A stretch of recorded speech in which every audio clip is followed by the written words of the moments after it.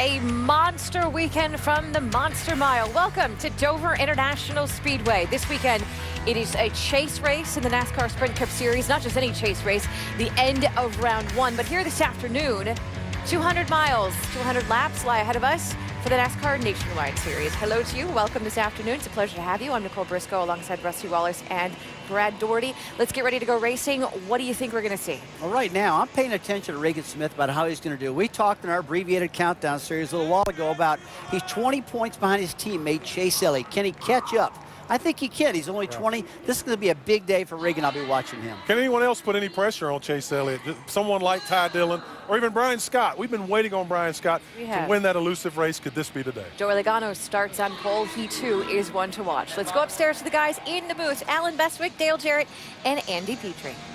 All right, Nicole, thanks. Dover, nicknamed the Monster Mile, a track with a well-earned reputation for being rough and rugged. But for the last few years in the NASCAR Nationwide Series, we haven't seen an awful lot of yellow flags. Just 2 caution flags in this race a year ago and 4 yellow flags in the race here on May 31st. Why, and what do we see today? Well, I think a big reason is these cars are driving so good now. They have more downforce than they've ever had with Nationwide cars. That helps these drivers be under control a lot more. Goodyear has such a good tire. We don't see failures from them. It helps these cars to drive better, and these drivers do an excellent job. But I do believe we will see some cautions today, some close racing, which means that we're going to bunch up and get these cars together. That's when we really have a lot of action. Yeah, and it could be they're scared of the big monster. I mean, in all seriousness, so when you have a track that's this difficult, it has a reputation for being so tough on equipment and everything. I think guys give it a little more respect, and I think we've seen that over the past few years. That might change today, like you said, because this is a tough racetrack, and whenever you do have a caution or two, it breeds more cautions, and it does get kind of crazy. And some of the drivers have talked about in the just concluded NASCAR Sprint Cup Series practice sessions what a handful this racetrack is under the warm conditions we have here in Dover this afternoon. 2 drivers have dominated these Nationwide Series races here of late. Joey Logano there, Kyle Busch you saw just before. 4 wins here apiece. Is this the Kyle and Joey show today, or might somebody else join the party? More than likely. They're going to be a part of the show. You can bet that because they are so good here. You can see the dominance they've had. But I believe there's a driver out there, and it's our championship leader, Chase Elliott. He ran a lot of laps in practice yesterday, getting his car set up for a long run. I believe that he can be in there and be a part of the mix, may even beat these guys. Yeah, and he's coming here for the second time, so he is a good pick for one of the guys that can challenge those 2. But I think Kyle Larson will be another one that can do that. I know he's a Cup driver. And then we heard Brad talk about the RCR cars. They have shown a lot of speed lately, so I think maybe you'll see those guys up front too. And maybe if the window opens, they can get in and maybe get a win. It's a relatively short race, 200 laps around this 1-mile track, so a sense of urgency always in the competition. The pit crews only get a couple of cracks at tuning on the race car to make it better. And really what it comes down to today is some drivers that are out there for only one thing to win, and some others who have a position in the Nationwide Series Championship to protect. Just 6 races remaining in the season and just 20 points or 20 positions on the racetrack between the top 2 drivers in the championship. How will today's race play into the season-long story? As you see, drivers are buckled aboard. The pre-race ceremonies are concluded. Now all that's left to do is go trackside and get the command to start engines and get the race underway. And now for those most famous words in motorsports, Philadelphia 76ers point guard and 2013 NBA Rookie of the Year, Mr. Michael Carter Williams. Drivers, start your engine!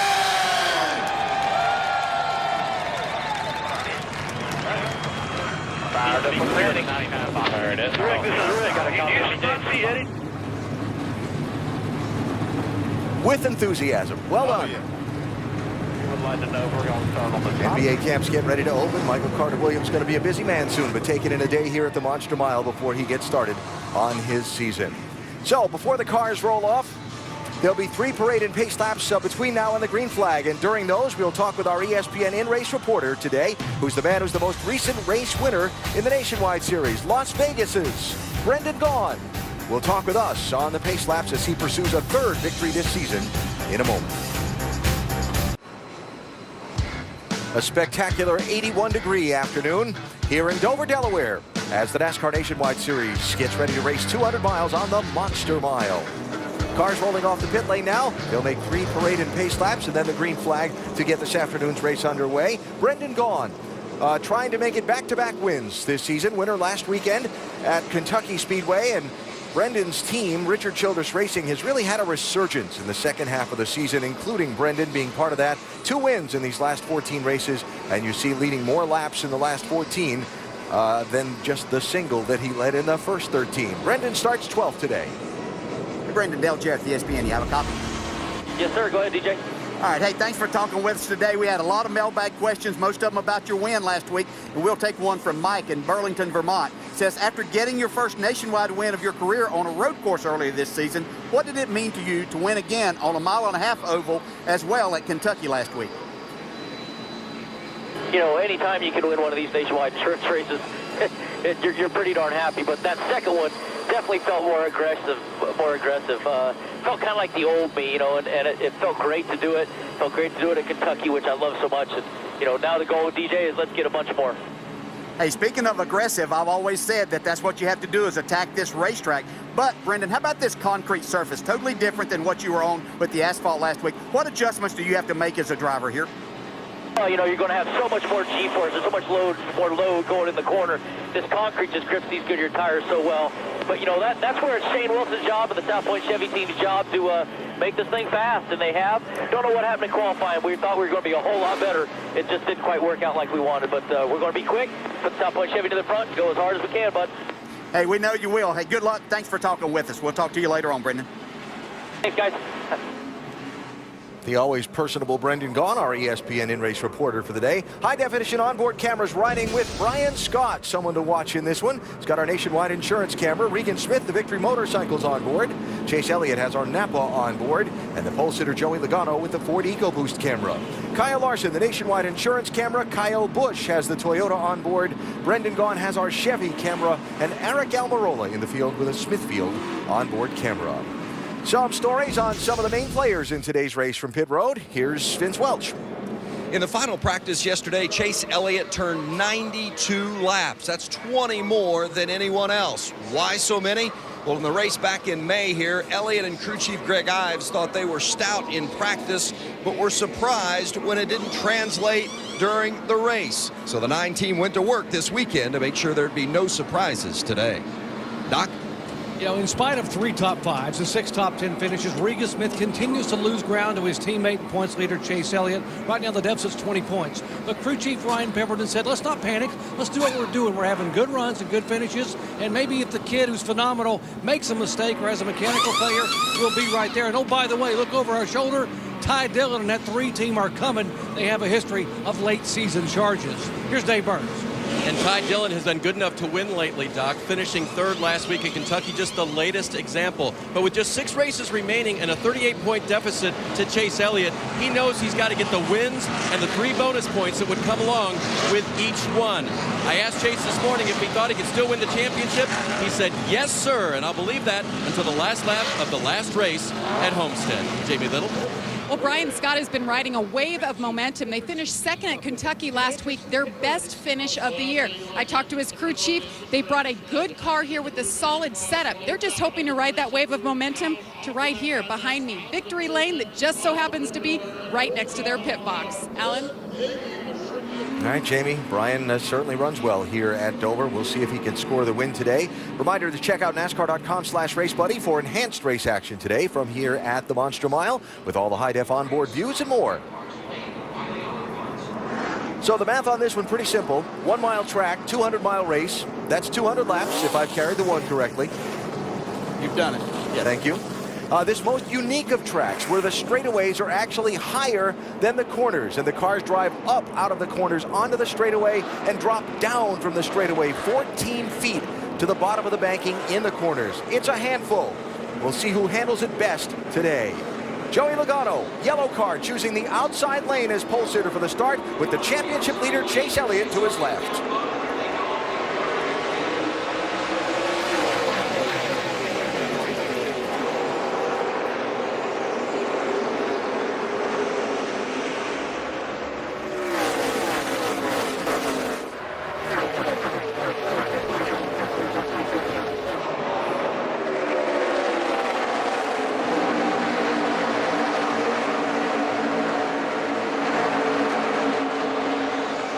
Logano leads lap 1, but young Elliott hanging to his inside. He's hanging there. He was able back in May to take the lead at the start and lead the first 18 laps. That's a bonus point for him in the championship battle, so he really would like to get that lap led here. Had a great run off of 2, but Logano's fought back on the outside. They see Logano drove the car hard down into turn 3. Looks like he might be able to see an opening there, but doesn't look like he's going to. Now he's going to have to fight off Kyle Larson in that 42.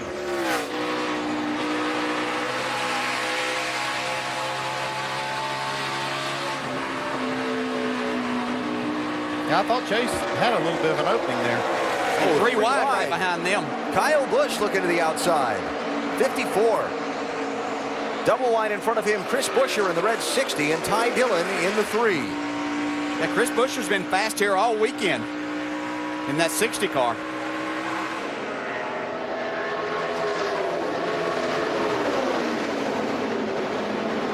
Dillon gets that 4th spot from Buescher. Now here comes Kyle Busch attacking on the outside, though. Buescher comes right back as Dillon slips a bit. Yeah, we're already seeing a different race here, a race track than what we saw here in May. It was more just totally around the bottom. But we're seeing some guys be able to get some runs on the outside to make some passes. That's like Kyle Busch just trying to find a place to go around these guys. He's got a fast car. That's 5th place he just took there.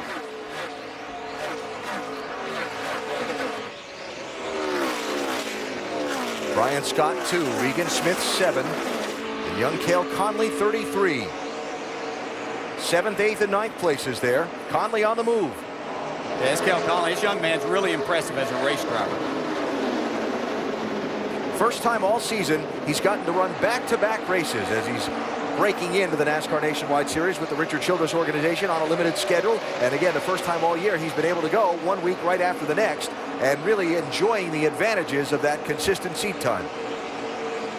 Yeah, I've watched him some here throughout practice and then qualifying, the efforts that he made, really under control, but really fast. Finished 6th last week at Kentucky, did a great job there. See if that translates into a good day here on a very, very difficult racetrack.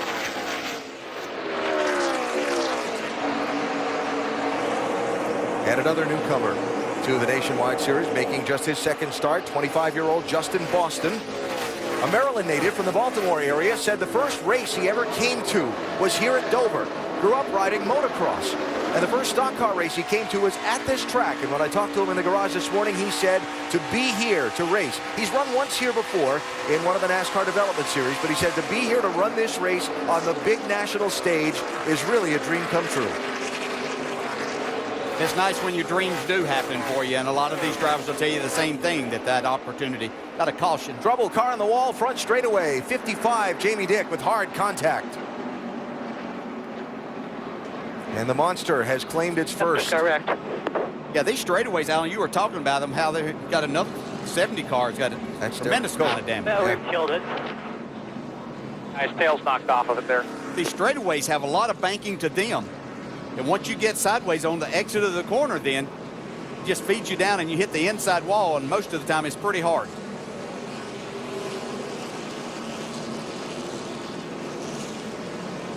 Look at all those skid marks.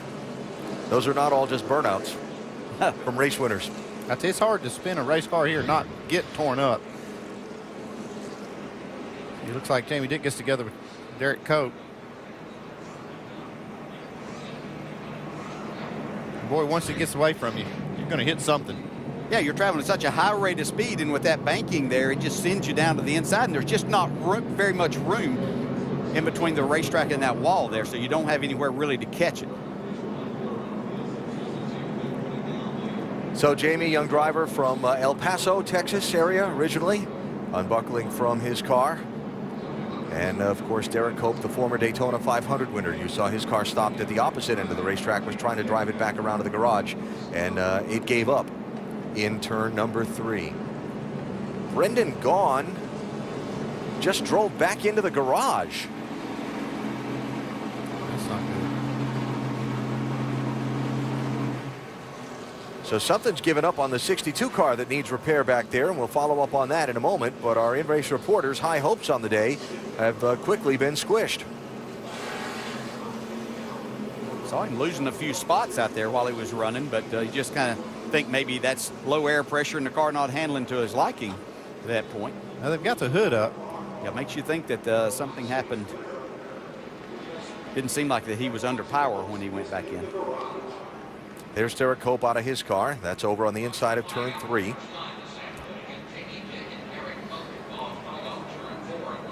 Vince, you got an update? With Shane Wilson and crew chief for bringing on, what happened?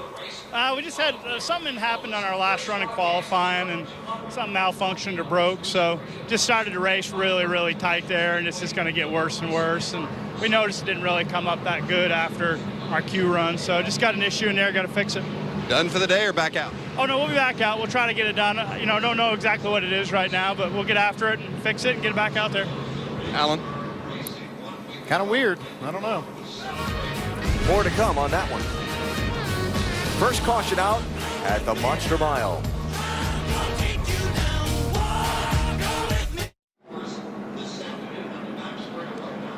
Still working the cleanup from the first caution here at the Monster Mile. Quick reminder, coming up late night tonight. The AAA Insurance NHRA Midwest Nationals qualifying run. See it on ESPN2, 3:30 in the morning East Coast time. Final eliminations can be seen tomorrow afternoon, ESPN2 at 4 Eastern time from St. Louis.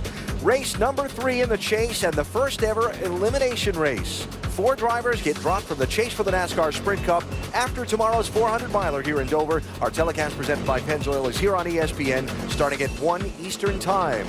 And next weekend, this NASCAR Nationwide Series moves on to the Kansas Speedway in Kansas City, Kansas. ESPN 3:30 Eastern for some fast, high-speed racing on that Kansas City mile-and-a-half track.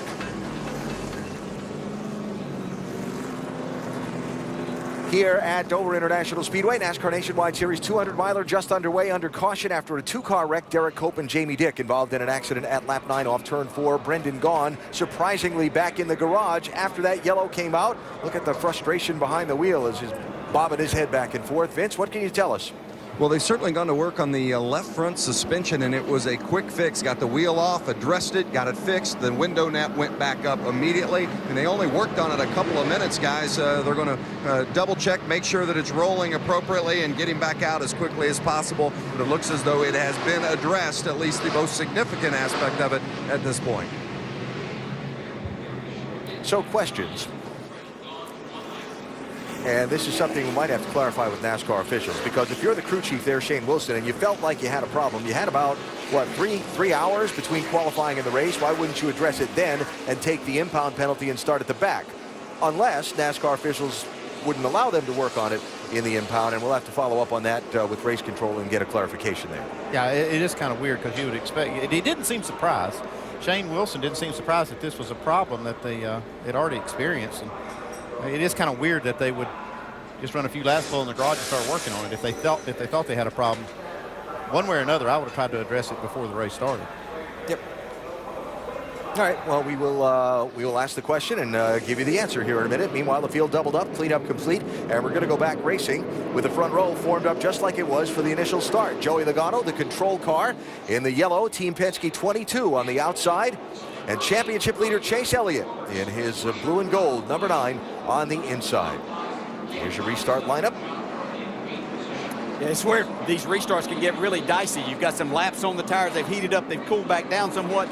Those hot tires have pulled some of the rubber up off the track, as you can see. So you've got kind of a different track surface than what you started with.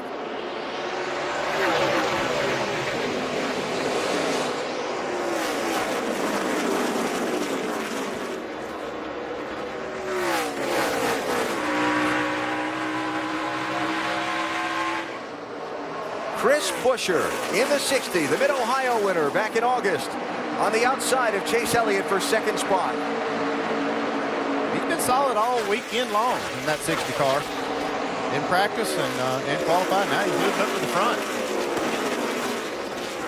Was the car behind Joey Logano in the outside lane for the restart. We'll see if that inside lane, outside lane thing becomes a determining factor later in the race. Yeah, it's always a tough place to restart on the inside because of the banking that you have there. And with you not being in control of that, makes it difficult to get up to speed. Yeah, I think one thing you brought up, though, about how the tires were hot, they pull all that rubber off the racetrack when you don't make pit stops and you don't put new tires on the car. So that does make that kind of a restart different. Kyle Busch 54, Ty Dillon 3. This is 5th place at stake, and to Kyle it goes. This 54 team has certainly done a lot of work this weekend. This car hasn't been what Kyle Busch has been looking for most of the times that he was on the track. It looked like before practice was over yesterday that they hit on something that was a lot better, but it's certainly been more of a struggle than what they usually have at the track. And now Brian Scott, too, trying to pass his Childress teammate Ty Dillon in the 3. Ty looking like he's struggling just a little bit. I'm not sure if he's, I'm thinking that maybe he's loose and he can't keep his car down to the bottom of the racetrack, so he's having to utilize that middle groove somewhat.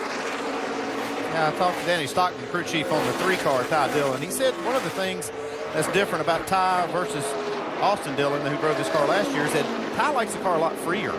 And I said, well, what about today? Do you think the track would get freer? And he said, well, he didn't know, but he knows that Ty liked it a lot freer than normal. And if the track does loosen up, that could be a problem for him. It does look like he's turning to the right a little bit. Elliott Sadler 11, Cale Conley 33, kind of joining the fight for position here.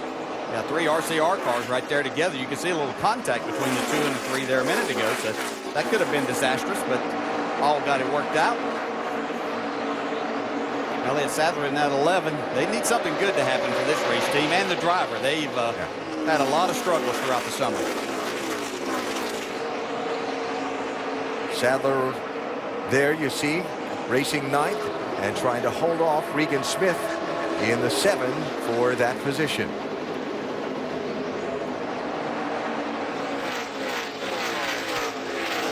Can't be a very comfortable thing here at Dover if you're hanging on and you're getting rubbed on by people as they're trying to pass you. Certainly makes a difference. You see that up out of the corner there, just a little bit of contact. The 3 was a little bit loose. We were going to see a little more contact, kind of in the same spot, exactly. Yeah, teammates too, and their other teammates in the garage area. So let's say Richard Childress a little nervous. Update on Ty Dillon from Doc.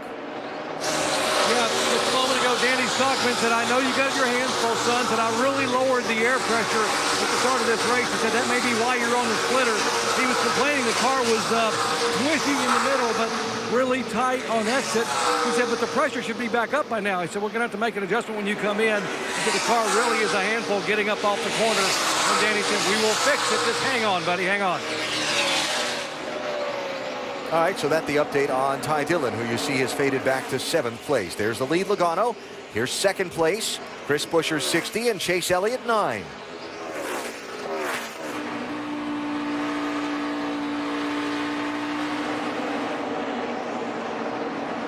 Oh, it looks like Chris Buescher got the wall a little bit.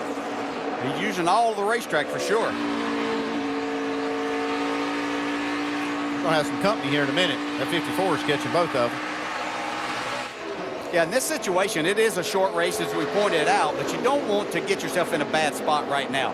You know, if your car is just not that good, you're getting pressured a lot, give up that spot right now. Make an adjustment on the pit stop and come back after them after you've made those adjustments and see if you've got a better shot at them. Kind of a hard thing to do, though. Give up the spot as a driver. Yeah, especially second. Yeah. You don't want to do that, but you want to be around at the end and be battling for that spot or one better.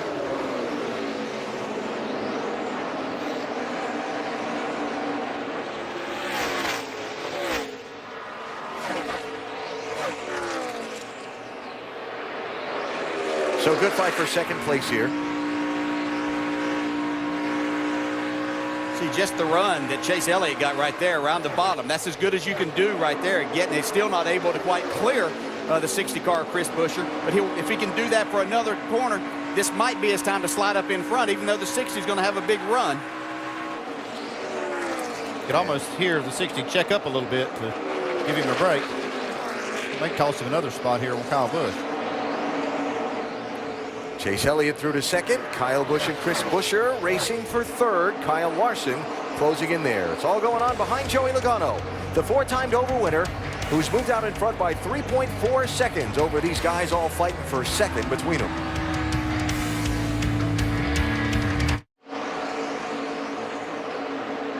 The Monster Mile, Dover International Speedway, and the NASCAR Nationwide Series 200-miler today, where Joey Logano in that yellow 22 has led every one of those 35 laps completed so far. Don't forget, NASCAR.com/RaceBuddy has enhanced race action for you today, live from here in Dover, with all the HD live onboard views and more.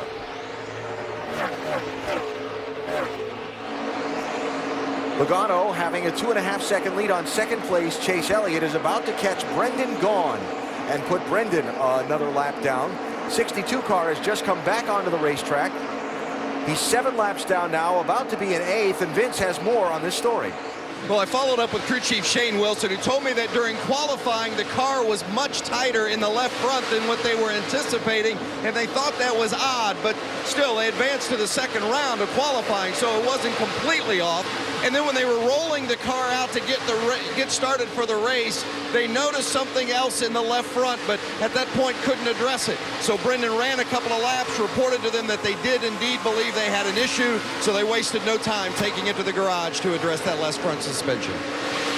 And we did confirm with NASCAR officials that the 62 didn't request to work on their car during the impound, but as you heard from Vince there, they only noticed it just as they were rolling the car out for the race moments before. So there, the full picture on what happened to Brendan Gaughan. And again, he's 7 laps down, now an 8th lap down, as Joey Logano has just gone by him. Chase Elliott there, second place in the 9. 54, Kyle Busch trying to close in from 3rd. You can see the trouble right in front of Chase Elliott. 2 cars wrecking around. 17, Tanner Berryhill, and 93, Kevin Swindell. I don't know if the 9 got any front end damage. It looked like he might have got into the back. One of these cars here. What an idiot. Second caution, both for trouble off of turn 4 that winds up in the inside wall about the start-finish line. Yeah, I'm not sure that Chase Elliott didn't get some damage in that. I think he's got quite a bit of damage. Oh yeah, he just rolling by here. You can see it on the right side. And the nose. Yeah. How bad's the nose? Nose is fine. Nose is fine.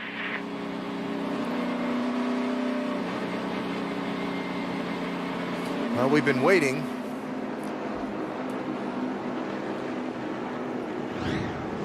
for something to go wrong.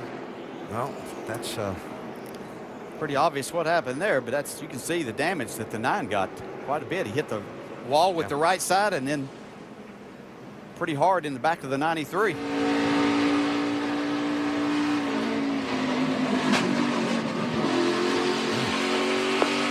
Outside, outside. Clear. Ease up, ease up, ease up, ease up. Come high. Keep coming, keep coming, keep coming. I'd say he's lucky. Very lucky because the 54 was going to run over the 9 if he hadn't gotten down a little bit because Kyle couldn't stop. Pit stops here. Jamie? And Chris Buescher on the radio telling his team that he needs a little bit of help. He was just a little free on entry, so they want to go down on the track bar. They're also going to check the right rear as he got in the wall, as we saw earlier. Dave? So the top 3, a variety of strategies, a couple on 2, maybe 1 on 4, that being the 54 car of Kyle Busch. The 9, of course, double checking their damage. The front end doesn't look all that bad. It's got pushed in a little bit. Kyle Busch talking about the right rear killed on his race car. The 9 just took right side tires. The 22 is going to take 4.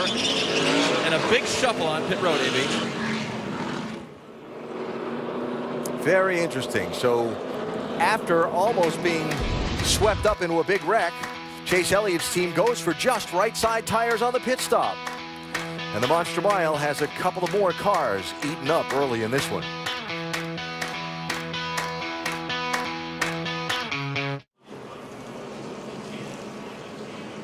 Back live at Dover International Speedway under the second caution of today's Dover 200 for the NASCAR Nationwide Series, both for 2-car accidents off of turn 4. Now on the pit stop, we saw Chase Elliott's team just take right side tires. They got the lead off that stop. Now they're back on pit road again, Dave. And with that lead, Alan, came 1 championship bonus point, which is good for the 9, already far ahead, but they'll take everything they can get. Aero balance was what crew chief Greg Ives was most concerned about with the right side of the car. So that's why they wanted to get in there and fix that. They're going to tape up the whole front end, but it was aero aero issues that he was most concerned about for his driver. They put on left side tires here, so they'll have 4 fresh. A lot of attention around that right rear quarter panel. Pretty good idea of what the 9 car did there. They got that point, which is going to help them be behind all the cars on the restart. So you see some smiles there on the gas man from Kyle Larson's 42 team. Smiling now, but not when this happened. Watch him a minute ago when the car left the pit road.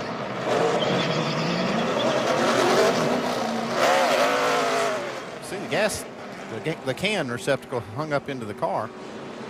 As Kyle drives off, drags the gas man with him.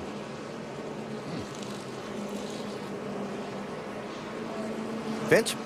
Yeah, that's Milan Rudovic, the gas man, and I spoke with him just a moment ago. Physically, he's okay. He said that he had taken his eye off the car just a moment because he was waiting for them to give the signal to pull it out, and Kyle left just before he could actually get the can out of the car, and it stuck just a little bit, and that's what took him for the ride. Good news is he's okay. It was a stop-and-go penalty for Kyle Larson. So he will go from 6th place to 23rd for the restart. Chase Elliott will go from the lead to 24th for the upcoming green flag. College football doubleheader here on to, I guess, what they would say is the other Columbia. Then at 10:30 Eastern, it's Oregon State starting their Pac-10 at 12 schedule, facing Cody Kessler and USC in Los Angeles. Both games live on Watch ESPN.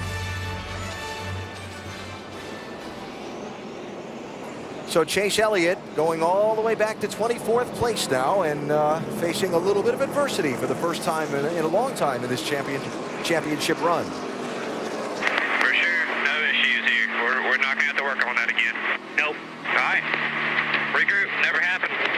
Get back after it, boys. Well, he's got the right attitude. 20 points was the lead between Chase Elliott and Regan Smith coming in. Of course, a lot of racing still to be done in this one, but Regan Smith sits 7th on the racetrack, and again, Chase Elliott in 24th place. There is one issue I saw there that they still may have to address later. That splitter is kind of pulled up in the center. I don't know how much that's going to affect the driving of the car. It looks like everything else is going to be good as far as tire rubs, but that's the only thing I would be concerned about right now. Keep an eye on that. Just a little, it's not bad. The 2, Brian Scott, right sides only on the pit stop. He's the control car and the leader with Joey Logano to his inside.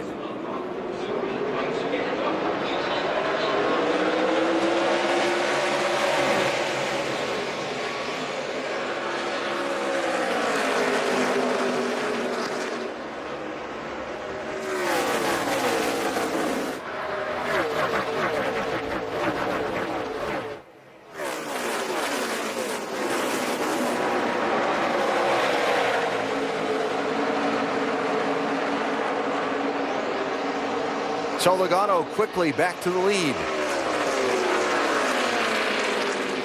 Brian Scott, Chris Buescher, Kyle Busch, Elliott Sadler, the first 5. The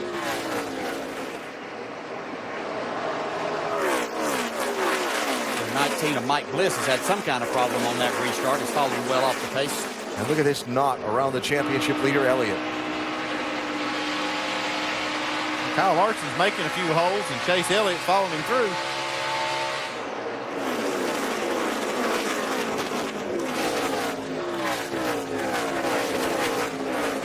So your car's been in a little skirmish.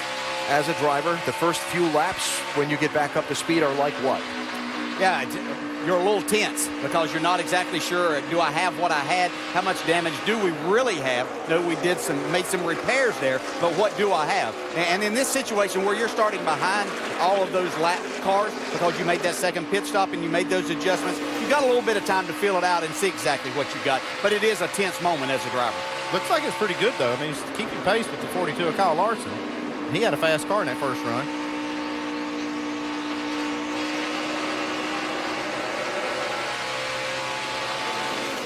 I just like the way he was able to reset his mind. You know, hey, it never happened. Let's just go start where we are and go to work.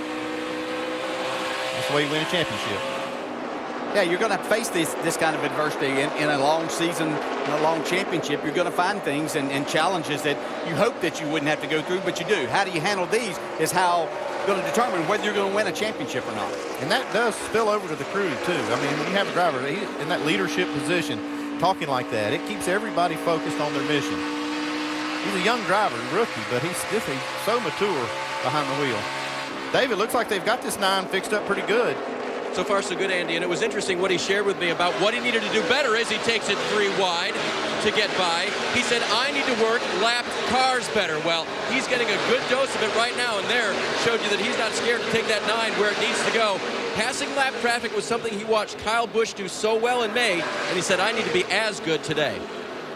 Yeah, lap traffic here is about keeping your momentum up, and I'm sure that's probably what he saw Kyle Busch do, is not getting your car bogged down, catching them at the right spot, and utilizing that, and keeping that momentum up is how you get by them quicker. You can get stalled out beside these lap cars just as easy and lose a lot of time and spend too much time beside of them. I heard him say just as good as she was. Looks like it might be better. He picked up 3 spots last lap. Yeah. So Chase Elliott rallying from 24th on the restart up to 13th place now. Regan Smith, 2nd in the championship. 9th, make that 8th on the racetrack in the 7 car with Eric Almirola in the 98 and Trevor Bayne in the 6 behind him. Bayne in that 6 finished 2nd in the race here back on May 31st. And there you see the scoring serial on Almirola, trying to get some reps in and figure whatever he might be able to figure out that can help him in tomorrow's Sprint Cup Series race here, where he tries to advance out of the challenger round into the contender round through the elimination. Yeah, there's no negative side to running this race here today, to get more time on the track. There's nothing. Obviously, if he were to crash and get injured, that would be a negative. We certainly don't want to see that. But there's no downside to it. Everything that you can learn. There might not be something that you can transfer over there as far as springs and shocks and all of that go, but anytime you can be in a race car, see the changes of the racetrack, how the tire reacts, do everything, all of that information you can take into tomorrow, and then go make the best effort. They might not be able to drive their way in there tomorrow, but as long as you give your best effort at it, then you can be happy with that. So Almirola today running in 9th position, as we have just crossed the 1/4 mark of this race. Except for 4 laps during and just after a pit stop, Joey Logano's run them all. He's the man at the Monster Mile right now.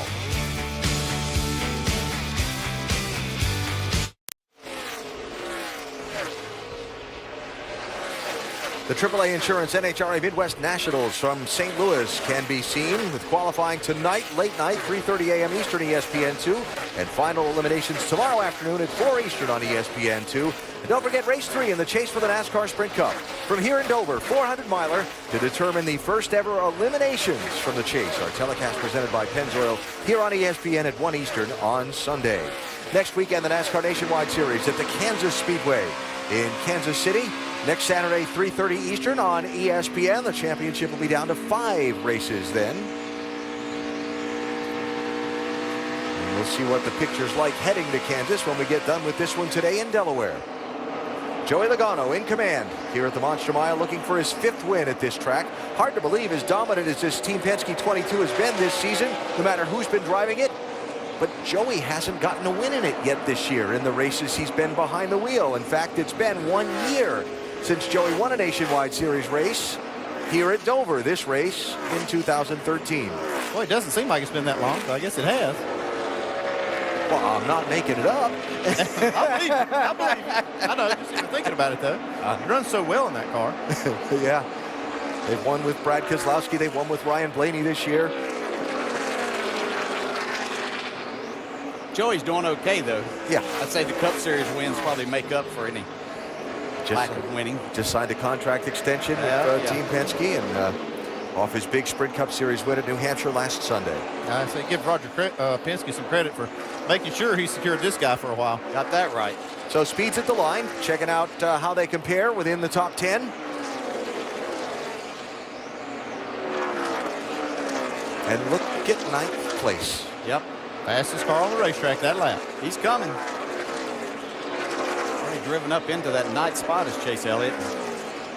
Amazing. And that's having to deal with all the slower cars, the lap down cars that he had to deal with before.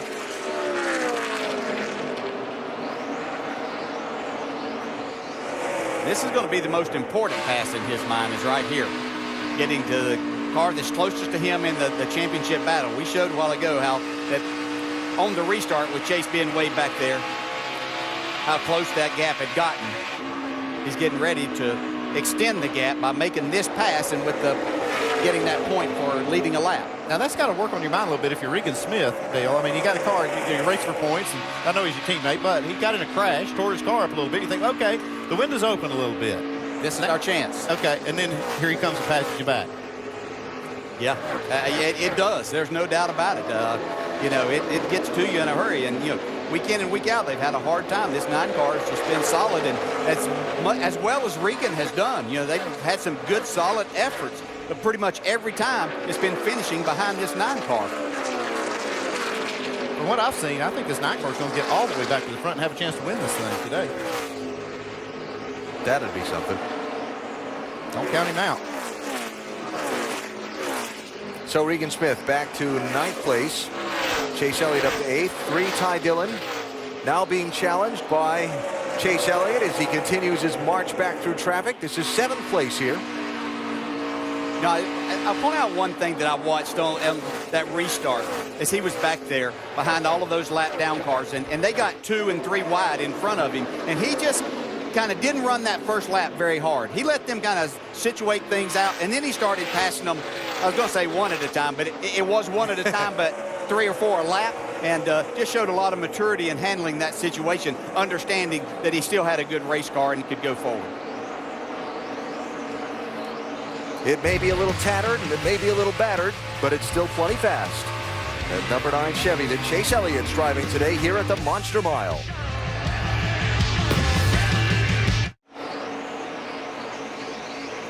"78 laps into today's 200-lapper at the Monster Mile for the NASCAR Nationwide Series. And Joey Logano has led all but 4 of those laps in that Team Penske 22. Logano starting on pole and only giving up the lead when some others played a little strategy on a pit stop, and it didn't take him long to get the lead back from there. Let's go up to speed with Nationwide Insurance and a report on the leader from Dave. Entry is good, a little tight in the middle, and crew chief Jeremy Bullins thought their speed would be on par with the top 5 cars and the fast approaching Chase Elliott today. I said, so how do you win? Track position was what he said. And you saw how bad Joey Logano wanted the initial lead at the start of the race. He's kept it for most of the race since, and that's where they need to be. Jamie? And Brian Scott at the start of the race, he said he was a little loose in the middle, but they made a track bar and air pressure adjustment, and that helped. But the big key was they were one of 2 cars that took right side tires. Well, since the restart, he's only lost 1 position. Well, he better hang on because the guy behind him is coming quick. Chris Buescher having a heck of a run. They've been fast all weekend. In practice, they had high expectations, saying the car was very consistent. They were optimistic about the speed as well, and he's maintained top 5 since the beginning. Dave? 4th place Kyle Busch was aero loose. That's what they adjusted for on the last run with a track bar adjustment. But right now he said the car is right rear and right front up on top of the track. They thought they had gotten the rear end of the car in the track in final practice, but here's that Kyle's still not happy with the way this 54 is handling. Jamie, back to you. And Elliott Sadler started 10th. He's up to 5th, saying the car has been inconsistent all weekend long. They've been working on it today, but he's just saying he's lacking front grip, and now it's just getting tighter the longer he runs. Dave? Here he comes, Chase Elliott passing through the field after restarting in the 24th position. He actually ran 92 laps in final practice. That was 20 more than the next busiest driver, so he's already taken his laps, learning how to get around cars here, and he's getting on-the-job experience today. Vince? And running in 7th is the 33, the rookie Cale Conley, in just his 10th ever Nationwide Series race. Coming off his first ever top 5 last week in Kentucky, he was 6th and was disappointed that he was so close and didn't get a top 5. Pretty strong here right now. Chase Elliott just passed him. His spotter Andy Houston said, follow that 9. His line is right where we want you to be. Doc? And behind him, the 3 car of Ty Dillon, who started 3rd, but the car was so tight, middle exit, and on the splitter because of air pressure, he couldn't drive it. It came in and took 1.5 rounds of wedge out, put tape on the grill, and now the car much, much better for Ty. Actually, almost a top 5 speed overall right now as they run. Helen? All right, Doc, thanks. So a run there back through the top 8 drivers. Regan Smith and Eric Almirola round out the top 10, pick up the race for 3rd.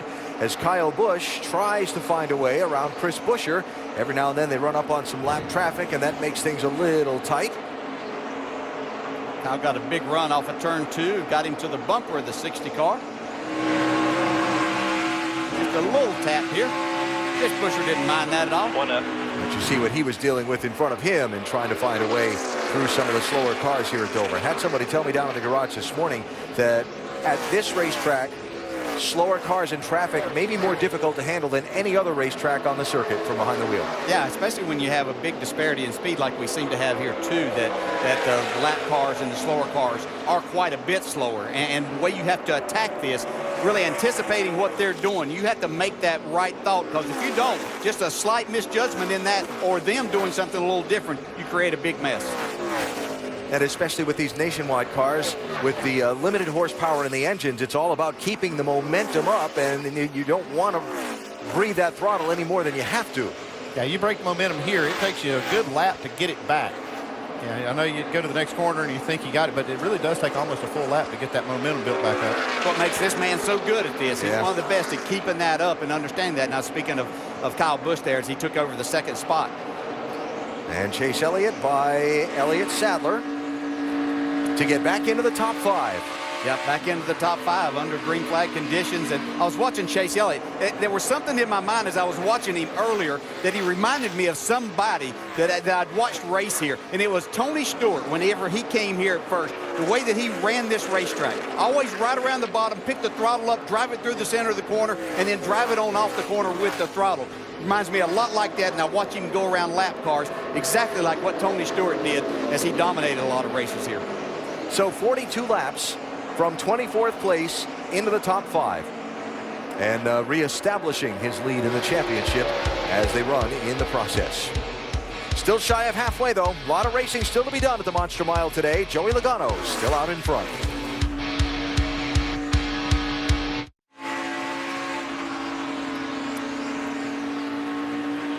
As we come back to Dover, the caution comes out with Joey Logano and Kyle Busch running first and second.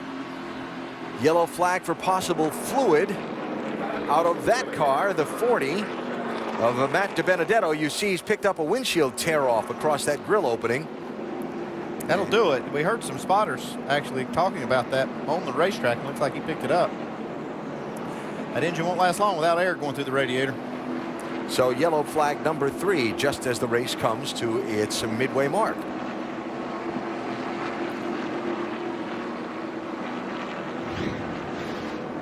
So there's the 52 of Joey Gase, and there it goes. And remember, in the NASCAR Sprint Cup Series race at Chicagoland, that was what Joey Logano picked up on the grill of his car on the restart with 4 laps to go. And it was fast. Yeah, it's like taping up the front end for qualifying. It went fast for a couple laps, but the engine blew at the start-finish line. It was just long enough. Yep. And he got to a 4th place finish, I believe, in that one. So second opportunity for pit stops here.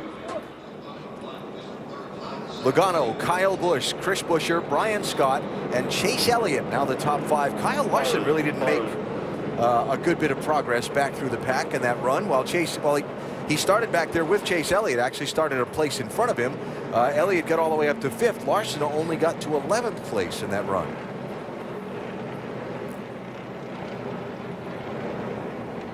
And the pit road closed there, so we didn't get the pit stops. There'll be another lap around. How about that Larson lack of progress, Vince? Well, they made a chassis adjustment, in fact, on both sides to try to get him freed up. But Kyle says that the entry is the only thing that has been helped by that chassis adjustment. It has freed up, but it's still too tight across the center on the exit. So just not allowing him to get back to the gas the way he needs to. All right, so Larson will pit from 11th place here when the pit road is open and see if they can fix him up.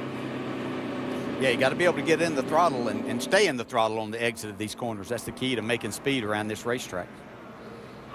James Buescher, the 99 car, first one behind the yellow car of Logano, is going to get the free pass. Buescher had the hood fly up on his car during practice yesterday, and they had to pull out a backup car. Did so much damage. And he will be the 15th place car, and he'll get back on the lead lap here at this yellow flag. Pit stop cycle number 2. is underway.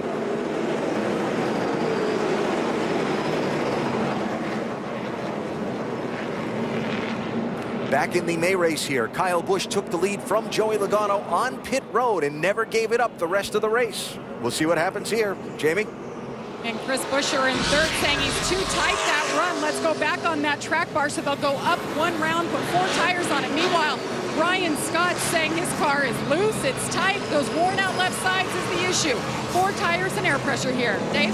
Kyle Busch said the rear grip came in just tight on throttle. He gets a chassis adjustment and 4 tires. As for Joey Logano, tight at the 2/3 mark now. He also got a chassis adjustment. Will also get 4 tires and a full load of Sunoco fuel. It's close. Survey says lead change. And again, nice work by Elliott Sadler's team. How close was it?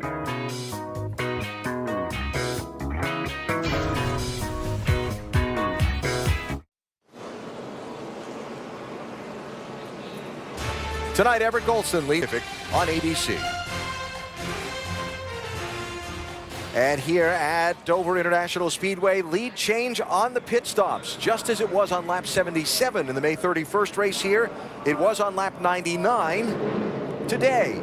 Kyle Busch, Joey Logano come down pit road, and they leave in reverse order. See right here, Kyle Busch gets to that final timeline, makes up a little bit of ground getting to his pit stop very quickly. Yeah, but watch this pit crew go to work. That right side drop, 5.4, and that's really, really good. Jack Mann, if anything under 4 seconds, is pretty good there. He's 3.4. Look at that. That's a great pit stop.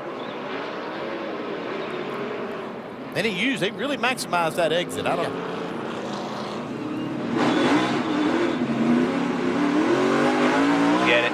Get it. Give it here. And we got him. That's all about knowing where the timing loops are on pit road, what zone you can get all you can get in, where your box is, and then where the next line is you got to be slowed down by. Now, there's a lot more to being a race driver, especially this day and time with all of this timing lines and everything, of knowing exactly what you can do besides just driving fast on the track. Pit road speeding penalty for Kyle Larson. That's why he's dropping to the end of the line. Yeah, we showed how to do it right with Kyle Busch, and Kyle Larson evidently didn't do it exactly right. I tell you what, those Joe Gibbs Racing pit crews do an outstanding job in this Nationwide Series, in the Cup Series. They work hard at it. They got a great program over there. They work hard at making it happen. They understand the importance of getting on and off of pit road and getting their driver making up spots for them or keeping them spots all the time. So here we are, our masters of the monster in the Nationwide Series, running first and second. Now it's Kyle Busch, the control car for the restart. He's chosen the outside lane in the 54. Joey Logano, who's led 95 of 102 laps, is now second and has the inside lane for the green.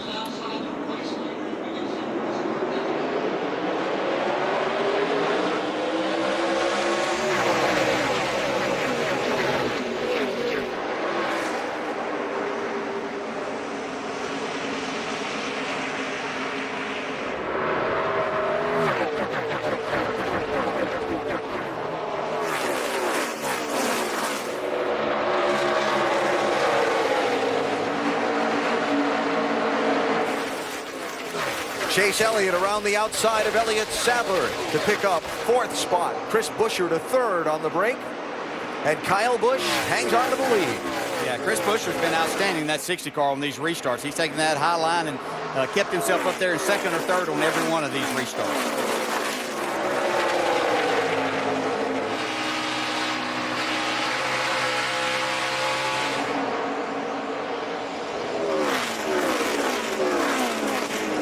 Kyle Larson doing a little high, wide, and handsome in that 42, trying to make up some lost ground from the pit speeding penalty. He's taking it up there where nobody else is venturing right now, for sure. Of course, by having the speeding penalty, you not only go to the end of the line of the lead lap cars, but you go all the way to the end of the line of all the cars. So he's trying to pass some of the cars that are a lap or more down and catch up before any of these positions begin to count. Here's a race for 3rd position. Chase Elliott looking on Chris Buescher. Yeah, Chris Buescher was actually looking on the very back bumper of the 22 car. I thought he might be able to make a pass there. He's not going to get that opportunity until after the 9 goes by, if that happens. That 9 car just so good right through the center of the corner. Little slide there off the corner. It amazes me how much clean air makes a difference here. Kyle Busch's car has not been very good on the start of the race or the restarts. After they ran quite a few laps, that car came around, but restarting up front and being out front now made all the difference in the world in this 54 car.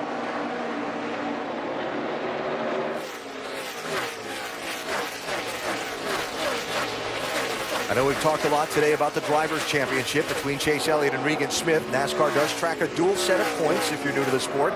The Owners' Championship for team owners that field a car in all of the races, but maybe use different drivers at some of the separate site races and so on. The Joe Gibbs Racing 54 trailing Team Penske's 22 in that team championship, losing some ground after Sam Hornish Jr. got swept into an incident late in the race in Kentucky last weekend. So now, with Kyle aboard this 54 for the rest of the races in this season, they look to try and see if they can close ground. As a fan watching, I look at the team points and I say, talk to me about the drivers. But for the teams involved, it's really a very important thing. You talk to this 54 bunch or the 22 bunch for Penske, and they will tell you that is their goal when they start the season, is to win that championship. Well, by having different drivers, they are not eligible for the championship for the drivers, so that this is the most important thing for them. And they work just as hard week in and week out, just like, they're battling for a championship. That's their goal. And they, as you said, they have multiple drivers in both of these cars, so it takes a team effort on everyone's part to make this happen. All right, now Joey Logano's got his hands full hanging on to second as Chase Elliott in that taped up 9 car has come from 24th to 3rd and looking for more. Yeah, and certainly not seeing the speed out of the 22 that we've seen the start of the race and after the first pit stop here. I don't know if it's an adjustment they made or just this set of tires isn't suiting Joey right now. But even when he was out front, I mean, he was making good fast lap times, but his car just didn't look like it was into the racetrack. And now that he's lost that clean air, it doesn't look nearly as good in this run, at least, Dave. Absolutely, Andy, and that was one of the things we already talked about. Got to be out front. It was tight when he came in. They made a little adjustment for it. He says it's tight right now. The crew encouraging him, it'll come to you, and especially if he gets back out front. If Kyle Busch keeps pulling away, he's going to have clean air on the nose of that 22. Yeah. It's just not for the first position. Still got a long way to go, though. 87 laps of racing left today at the Monster Mile with Kyle Busch now out in front.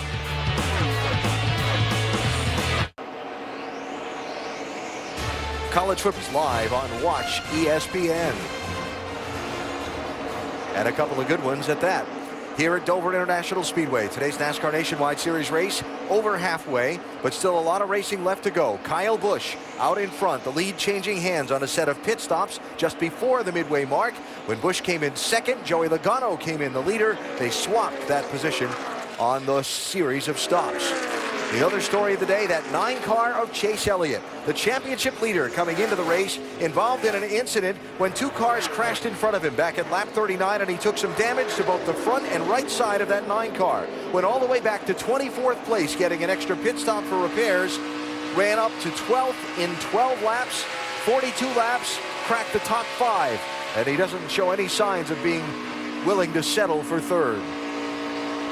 He's been right there on the bumper of Joey Logano a number of times. Just as he gets closer, it's like he loses the front end or loses some grip in this race car.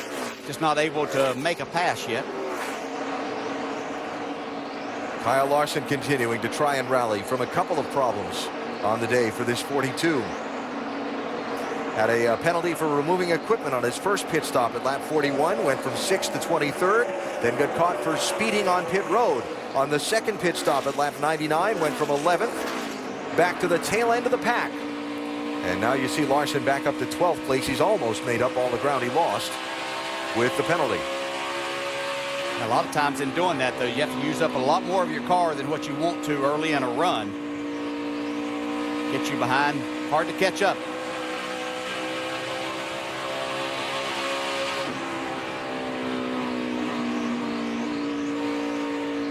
Car's still quick. He was second quick on the racetrack that last lap. Only car quicker was Kyle Busch out front. Sun getting low angle in the sky, gets behind the casino building behind the back straightaway and so on. How much does that mess with your visibility as a driver? Yeah, it certainly changes your perception and your vision there a little bit. Takes a few laps to kind of adjust to it because what you'd been seeing rather clearly now is a little bit more difficult to see.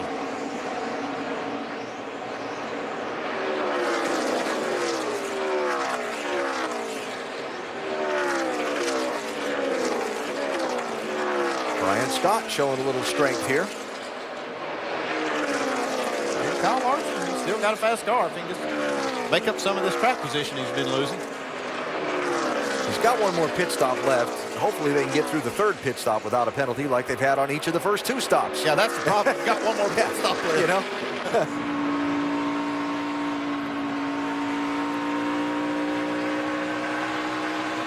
Now back into that lap traffic we talked about earlier for the race leader.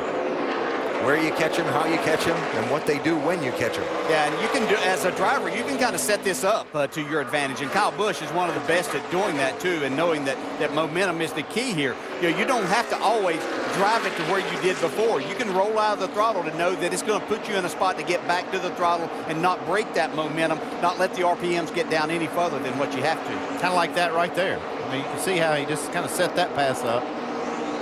What you don't want to do is just get yourself caught side by side in the center of the corner, not be able to clear them before you get off the exit of the corner, because that has you pedaling the throttle there. Kyle's really good at setting this up and making these passes happen.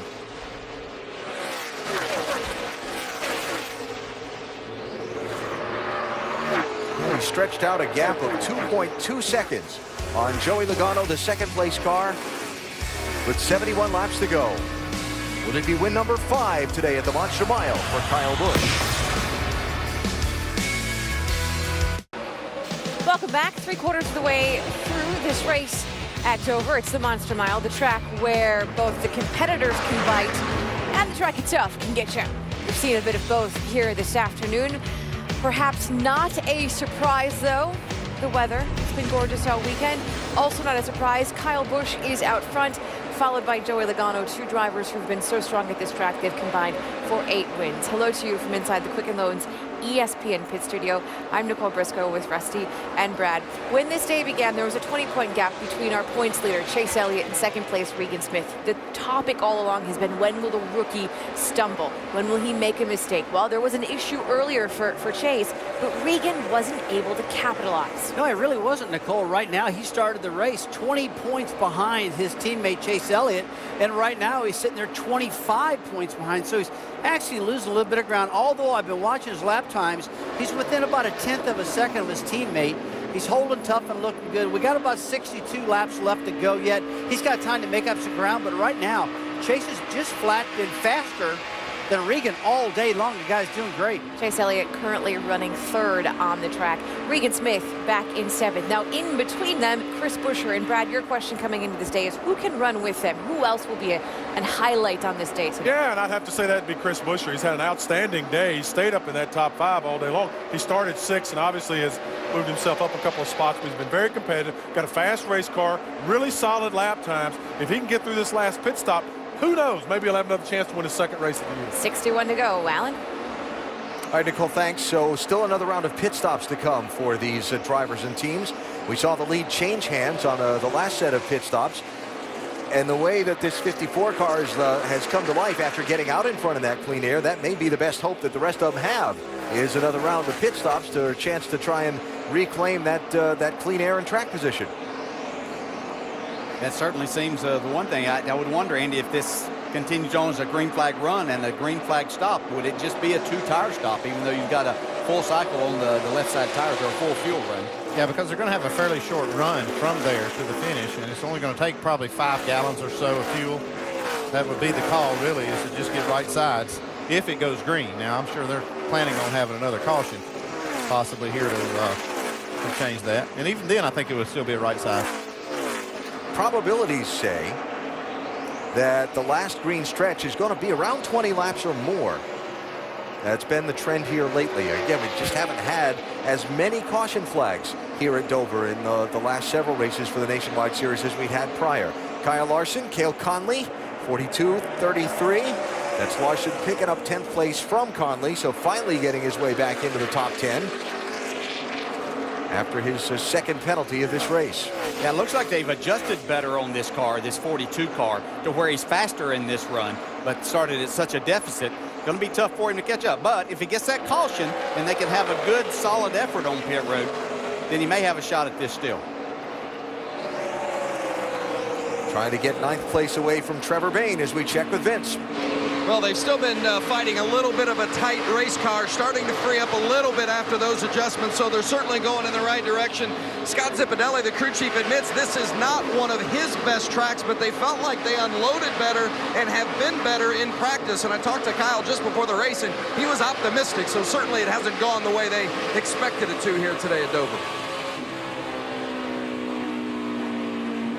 That 6 car had kind of taken his line away. He had been making most of his passes on the high side. You can see that Kyle Larson wasn't able to complete that pass from the bottom side, but then the 6 moved back to the bottom. We'll see how this works. I don't know if I'd want to give him that outside.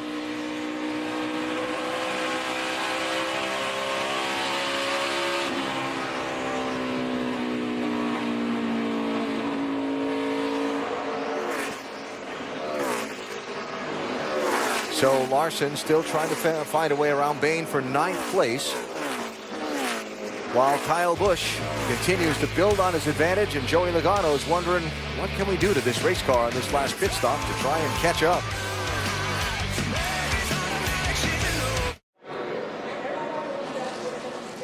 Yellow flag out at Dover. They just picked up a piece of debris on the high side of turn number 4, 4th caution of the race.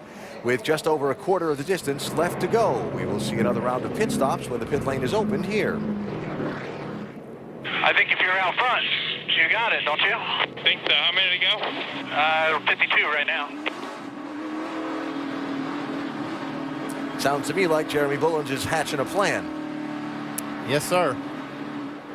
You can see even the guys keeping their tires cleaned under caution. It tells me that they're going to do less than 4 tires because they want to get all that rubber off the tires that they're going to keep on. I think the left sides are going to stay on some of these cars.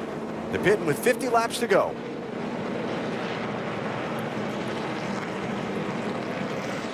What's it going to be, Vince? Lots of chassis adjustments on this 42 so far today. It swung from tight to free, so it's going to be right sides only and 1 can of Sunoco fuel. Jamie? And that'll be the call for the 60 of Chris Buescher as well. Right sides only, saying he's free in and free off. Dave, it's all you. Kyle Busch calls his car real good that he'll get a little chassis adjustment. The track is tightening up a little bit.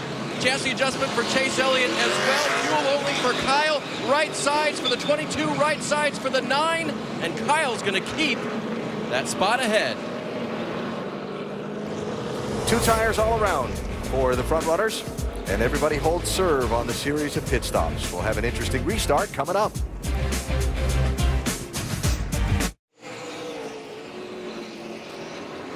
Doubled up for a restart that'll come with 47 laps to go in today's NASCAR Nationwide Series race here at Dover. A quick reminder that NASCAR.com has all your latest NASCAR information, and there are the 2 drivers who'll be side by side for the restart, who have contested these Dover Nationwide Series races between them for the last little while now.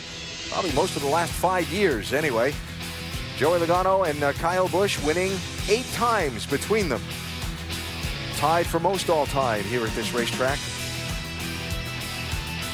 And they're running 1st and 2nd now and have dominated the lap sled categories today between them. Yeah, so you know the sun is pretty much stuck in the center of 1 and 2 right in my eyes. Okay, copy that. Yeah, but I'm going to guess for 15, 20 minutes. Yeah, if you just go and get out front, there won't be much to look at. Tabloid the spotter there. Interesting observation to Logano. Here we go. That's all you got to do. Beat Kyle Busch on this restart. If you're going to beat him, you're going to have to do it on this restart probably.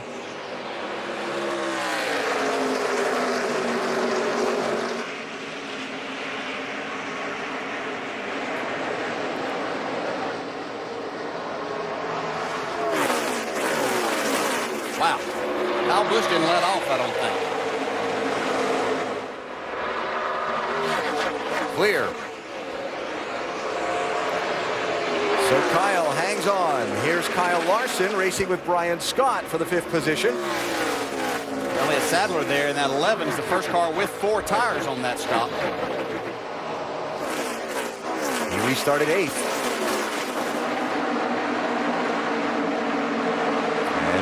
Larson there. Kyle with the crossover try as they race for 6th position.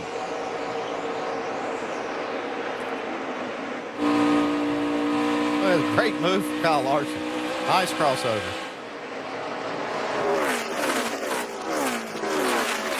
Chase Elliott with a look on Joey Logano for 2nd. This 9 car looks a little better through the middle of the corner than the 22, but looks like Joey gets up off the corner better.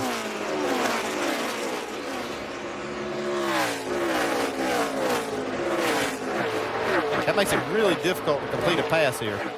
Yeah, and it looks like as Logano's trying to keep up and maybe run this 54 down, he tried a couple of times. See the pass back by Elliott Sadler in the 11. Take that 5th spot back away, or 6th, I'm sorry. But it looks like as Logano tries to get a little bit more, getting to the center of the corner to make up some of that ground, that the car washes up a little bit, and then he's having a tough time putting any distance between himself and the 9. Aric Almirola, Trevor Bayne, 9th and 10th place.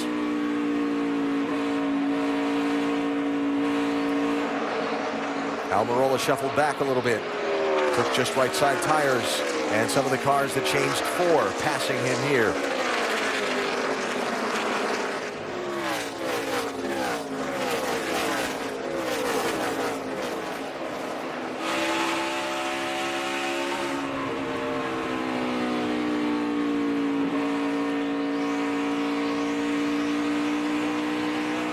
Here comes Justin Boston in that number 20 car. So piece of information filed away for Almirola for tomorrow's NASCAR Sprint Cup Series race, where he tries to avoid elimination, driving Richard Petty's 43.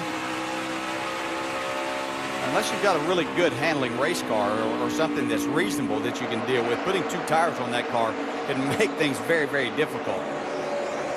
You're already needing all the grip you can possibly get, and when you just put 2 on, you're obviously not getting maximum grip that you could with 4 tires. But they wanted to try to steal some track position and see how it worked. And now Eric has the idea of what that 2-tire stop feels like and how it may affect his car, that he can relate that for tomorrow. And you kind of compare that to the leaders. A lot of these leaders took 2 tires, but they had a cushion on a lot of cars that also took 2, and then the 4-tire guys were way back, so they don't have to really worry about them too much. They get the clean air, they get to make the lap time. So the ones that are really in danger when you do that 2-tire stop are the first ones that the 4-tire guys get to. Still pretty good fight for 2nd place. Chase Elliott keeps poking the nose of his car underneath the Logano machine, but can't quite get in there enough to try and take a shot. It's almost like you'd like to see how fast this 9 car really is if he could get by Joey Logano here, but that's a tall order. Unless Joey just slips up in the center of the corner and opens that up, it's still going to be a difficult pass for Chase Elliott to complete. See if he tries that high side and gets a big run, and you lose a little bit of time getting down in, but can you make up the time on the exit of the corner? It may take you a time or 2. You can't give up after just 1 time in trying that. Get a little clean air to your nose and see what you can do. Then try to loosen him up like this.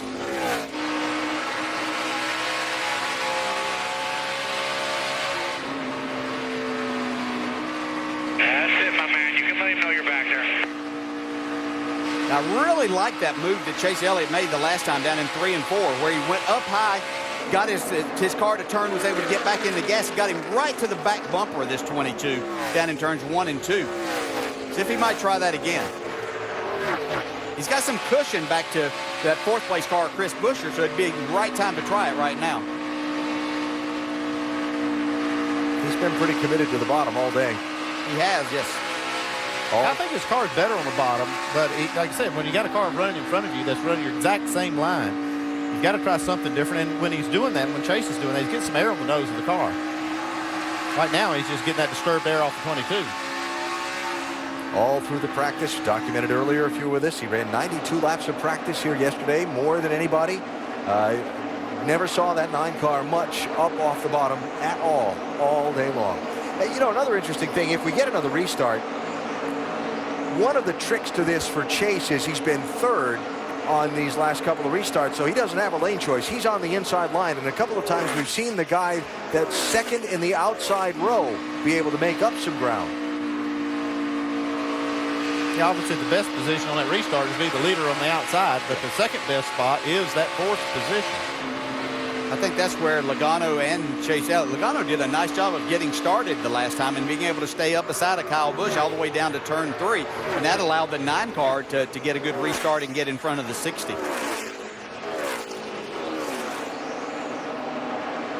I'm like you, Dale. I like to see him try that line one more time. He's only used it once, and it worked for him. It closed the gap. It really did. It opened the gap up as he got down into turn 3, but he got such a huge run that got right to the bumper by the time they got to the center of 1 and 2. He had an opportunity there to really get this 22 loosened up somewhat. 5th place here, Elliott Sadler to the inside of Brian Scott. Yeah, Sadler utilizing these 4 tires right now. Having a pretty solid run. Same move that he had happen just a few laps ago, or probably 10 or 15 laps ago whenever he was racing Kyle Larson, that crossover move. But he's going to be able to hang on to this spot now. Should pull away from Brian Scott in that too with those 4 tires. So Sadler up to 5th, looking for his first top 5 finish in some time. The difficult stretch of the summer run. No difficulties for Kyle Busch as he has pulled away from Joey Logano by 1.7 seconds.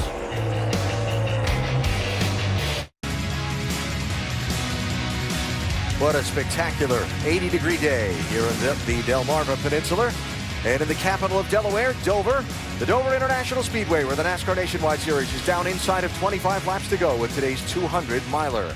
Quick reminder, see qualifying for the AAA Insurance NHRA Midwest Nationals tonight. Late night, very late night, 3:30 a.m. Eastern on ESPN2. Final eliminations are tomorrow at 4 Eastern on ESPN2.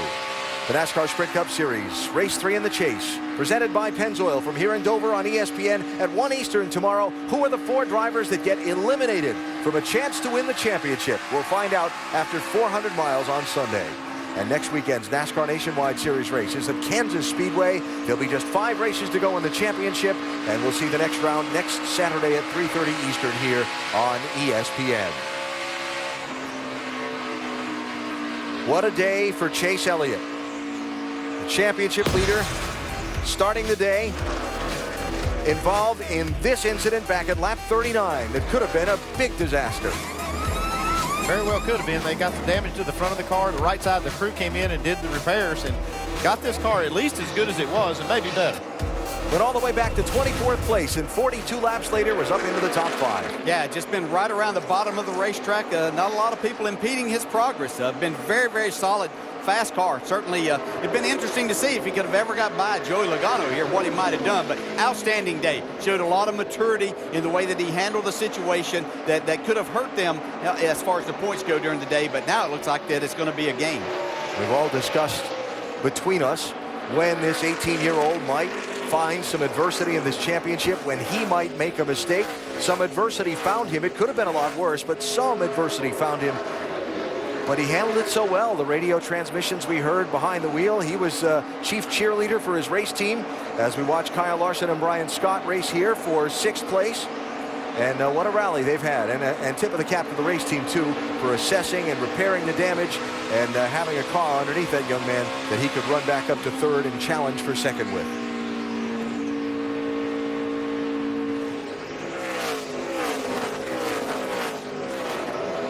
Another one of our storylines on the day, the Monster.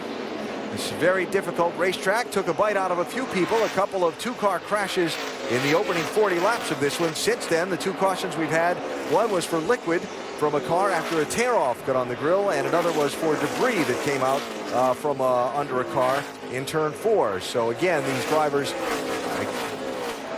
giving respect to the Monster Mile today as they've run through the course of this race. Oh!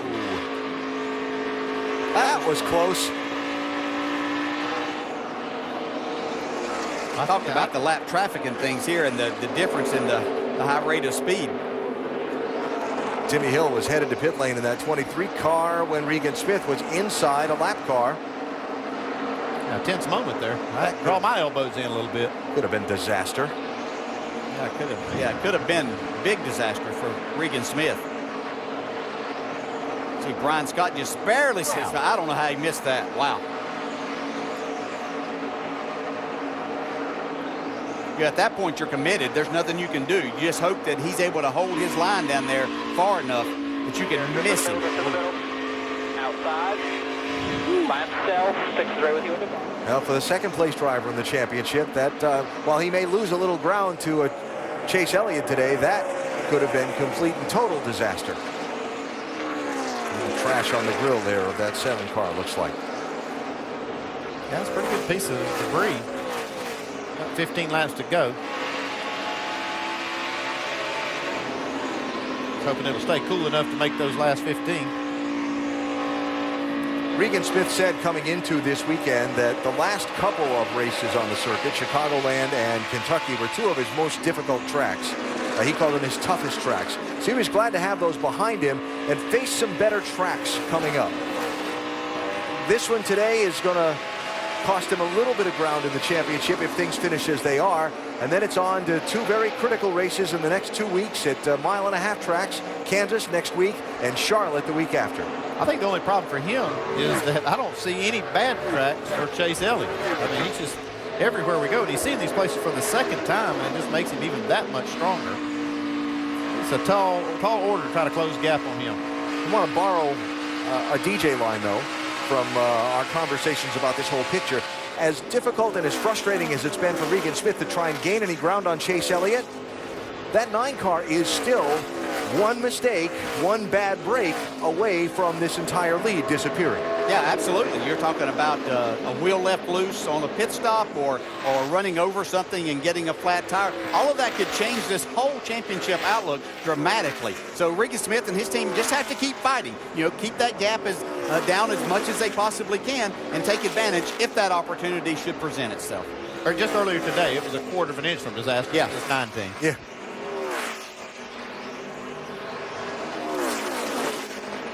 So while Elliott runs in 3rd and still tries to find a way around Joey Logano for 2nd, Logano led 95 laps in this one.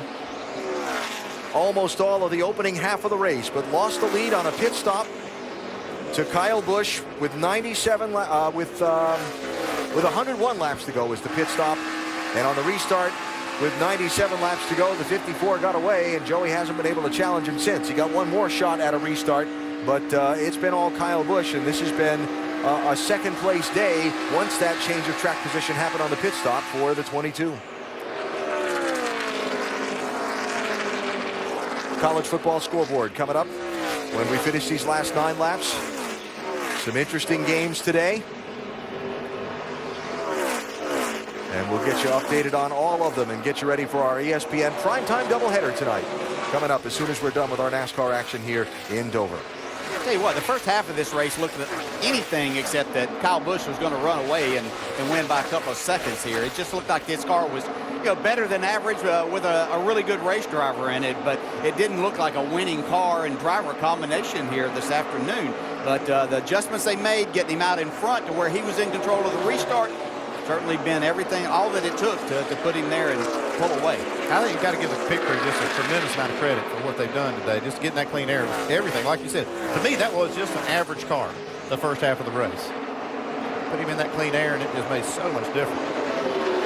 When I talked with Adam Stevens there, the crew chief, down in their hauler this morning, he said they really didn't know what kind of car they had. They weren't happy with it when practice ended yesterday. They had made some adjustments based on their knowledge, their notes, their engineering, and he hoped that conditions would play to what they had done. Well, they're 5 laps away from it playing out as perfectly as it could have. Yeah, they've done that a couple times this year. I think it was Richmond. Their practice did not go well, and they made a lot of changes going into the race and was able to really run well there. I think it's played out again today. Yeah, they know they've got such a talented race driver that if they just make some improvements on the car and get them better, that he can carry them a lot further. And then the pit crew does such an outstanding job, as you pointed out, and they get him out front where he's in control of things. Then this man's hard to beat. He's proven that. That's why he's the winningest driver in this nationwide series. James Busher 99, Dylan Kwasniewski 31, Landon Castle 0-1, all being put another lap down by the race leader, and there's the gap back to second place in even 2 seconds. Yeah, I think Chase Elliott's had a little bit, just a slightly bit better car than the 22 this whole run. But that championship picture in mind, I think he's played it a little bit conservative. and I think it's going to pay off for him points-wise, but I think that's kind of the way he's raced here. I don't think he realized he didn't have a chance to catch Kyle Busch, and he wasn't going to take any chances trying to pass this 22. He's been able to close the gap every time he's lost distance to him. At this point in time of the season, and especially in this race, they dodged disaster here today, and he's won races. He's proven that he can beat this 22 and the 54, among others, Kevin Harvick and Dale Jr. at certain times, win races, do all of that. But now it's about winning this championship and doing what it takes to finish this race out today. Ryan Reed off the pace. Make it back around.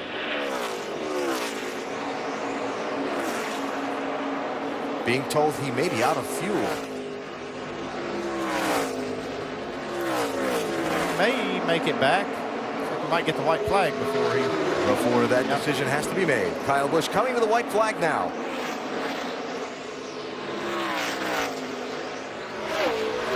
All right, white flag. There it is. No matter what. And we have entered the final lap of the race. Well, one of our themes on the day, the masters of the Monster Mile in this nationwide series. Kyle Busch and Joey Logano each having won 4 apiece here, with the race be between 54 and 22. It was. And one of them is going to break the tie and become the master of the Monster Mile in this series. 5th win at Dover, 5th win of this season. Kyle Busch gets the checkered flag. Yeah. Nice job, guys. Thank you. Way to give it to it.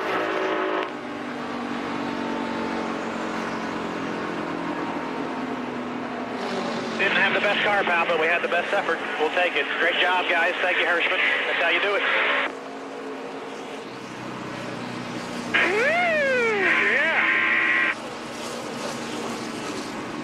The 5th straight season that both Dover races in the NASCAR Nationwide Series were swept by one driver.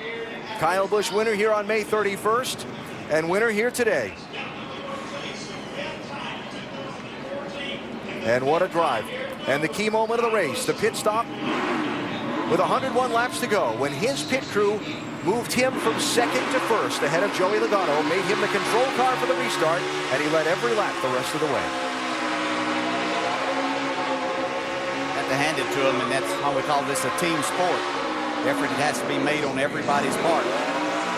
It was really a combination of things. It was a great pit stop. It was the way that Kyle Busch manipulated the timing lines to get as much as he could to get to his stall and then exit. I mean, it was just a perfect execution. I'd say he's executing this burnout pretty good, too. Look at that.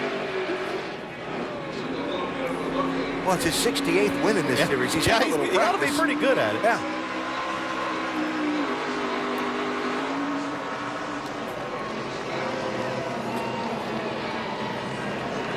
And Chase Elliott grows his championship lead to 26 points over Regan Smith, with now 5 races remaining in the season. Master of the Monster Mile indeed.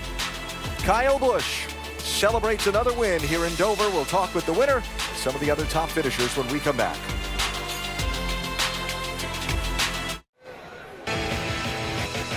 The Las Vegas Showman's Bow from the Las Vegas native Kyle Busch after another win here at Dover International Speedway.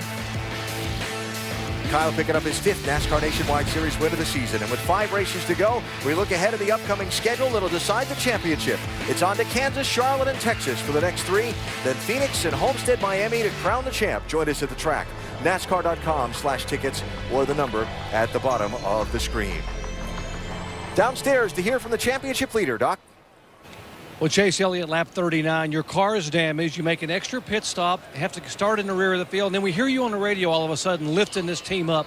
How confident were you were going to be able to drive that car from the back all the way back to the front? Well, I was going to give it my best shot, regardless of however the thing looked like. So, I'm really proud and frustrated at the same time. I felt like we had a good car from the get-go, and I made a mistake just following too close behind those guys, all 4, and I saw it coming, and I couldn't get stopped fast enough up off the way the cars unload. I tried to get on the brakes and couldn't get her woed down. So just big thanks to Greg and all these guys for not giving up on me and getting this thing patched up the correct way and in a way that nothing else is going to tear up and the body fall apart. So that just, it's just a testament to the guys on this team, and we're looking forward to next week. And big thanks to Napa Auto Parts, Nationwide Insurance, and we did our best. I was trying as hard as I could, but unfortunately my guys did their job getting the carpet back together. I just couldn't get to the front and do my part. So I'll try again next week for them. Chase Elliott, the points leader, finishes third. All right, Doc, and Victory Lane is presented, appropriately enough, by Victory Motorcycles. And Kyle Busch is the race winner today.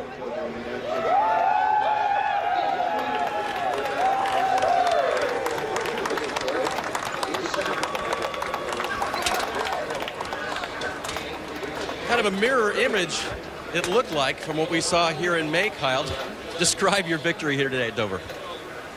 It was really good. This Monster Energy Toyota Camry was awesome. I can't say enough about the guys. We fought, we battled hard on it. I don't know why I just didn't quite like what we had going on, but you know, in the race there, it shows up in the race. So happy about that. And qualifying just doesn't quite go our way, but can't say enough about Nationwide Insurance, the fans, and JGR Engines, Monster Energy, these guys, everybody on pit road. Did a great job today. Adam Stevens made some really good calls, and you know, just to get 2 tires there at the end, stay out front, and you know, keep the track position that we had. I felt like that was a good call. That was important. We screwed up going the other way on that here before, and so that helped us here today. With the win, Kyle Busch, 5 victories now, all-time leader nationwide at Dover. AB? All right, Dave, thanks. And now we look ahead to tomorrow and an elimination race from the chase. Yeah, it's going to be pressure-packed all day long. Tough 400 miles. Yeah, we saw how important pit road was today. It'll be that way tomorrow. 16 drivers started the chase. 4 get eliminated from championship eligibility after tomorrow's 400-miler. Our telecast presented by Pennzoil from here in Dover is on ESPN starting at 1 Eastern Time. College football scoreboard presented by Honda is next. A pit stop mid-race was the key. It gave Kyle Busch a lead. He never gave up. Kyle's your winner at the Monster Mile.